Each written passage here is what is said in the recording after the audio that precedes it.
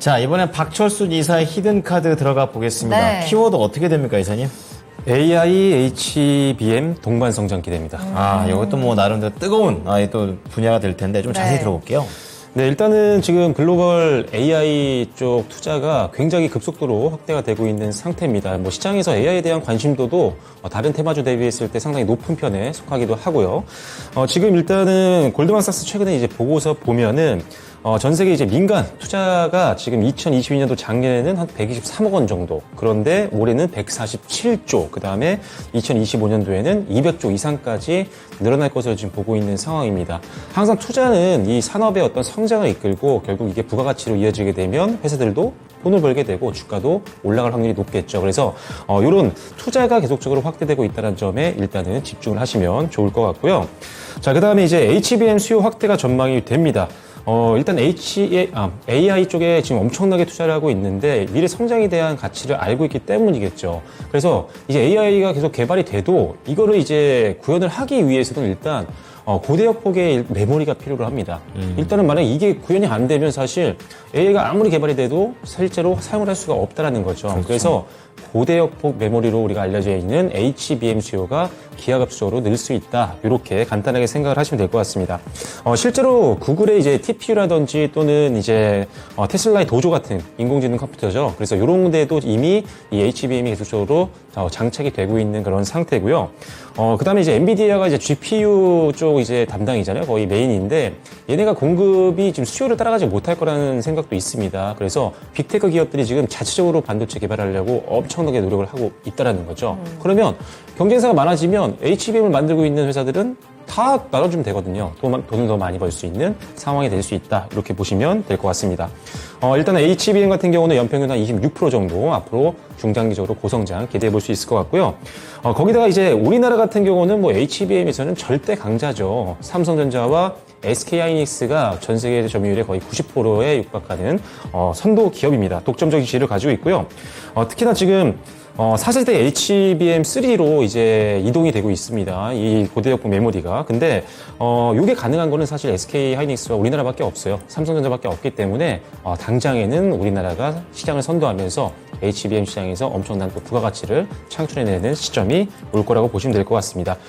다양한 테마가 있지만 일단은, 실체가 있고요. 기술력을 갖추고 있는 그런 분야이기 때문에 앞으로 단기 테마로도 좋지만 중장기적으로도 지켜보시면 좋은 섹터라고 말씀드리겠습니다. 네. 자, 그럼 AI하고 HBM과 관련된 또 이 뜨거운 키워드를 다뤄주시는데, 관련된 후보 종목들 체크해 보겠습니다. 총 6개고요. 공개해 주시죠. 자, 박철순 이사의 6가지 종목. 한미반도체, STI, 그리고 PSK 홀딩스, 그리고 프로텍, ISC, 그리고 이오 테크닉스까지 6개입니다. 네. 자, 여기에서 과연 어떤 종목입니까? 오늘은 STI입니다. STI. 예. 어떤 포인트죠? 네, 오늘 일단은 이 HBM 관련된 종목들이 많이 올랐었어요. 맞아요. 뭐 HBM 관련된 뭐 이오테크닉스도 그렇고요, 한미반도체도 그렇고, ISC도 그렇고 상당히 시장 대비 강력한 시대를 보여줬었는데 STI도 오늘 좋았습니다. 종가 기준으로 5.9% 상승하면서 바닥권에서 이제 오늘 처음으로 반등이 나오는 모습을 확인할 수가 있었습니다.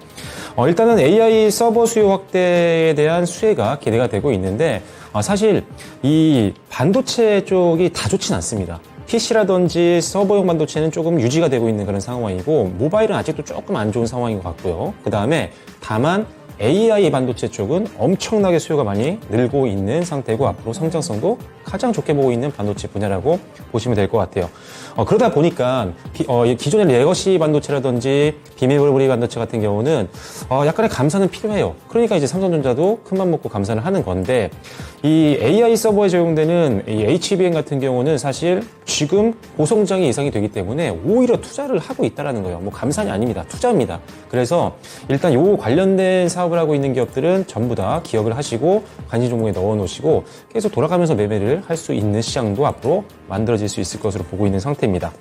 특히나 이제 전공정 쪽도 가끔 볼 필요는 있겠지만요. 지금은 역시나 후공정 쪽을 보는 게 더 좋겠다는 점 다시 한번 말씀을 드리겠고 지금 STI 같은 경우는 사실 전공정과 후공정 둘 다 좀 매력을 갖고 있습니다. 전공정 쪽에서도 사실 나름 선도적인 지위를 갖고 있는 회사인데 반도체 전공정에 필요한 이런 케미컬 제품들을 납품이 아니라 공급하는 장비를 생산하고 있습니다.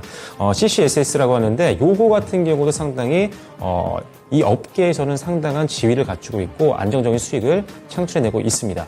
그런데 우리가 지금 주목하는 건 전공정 쪽은 아니고 이제 후공정 쪽입니다. 이 회사가 이제 최근에 주목받고 있는 이유가 이제 반도체 후공정 리플로우 장비에 대한 기대감 때문인데 이 회사가 지금 가지고 있는 이 리플로우 장비 같은 경우는요.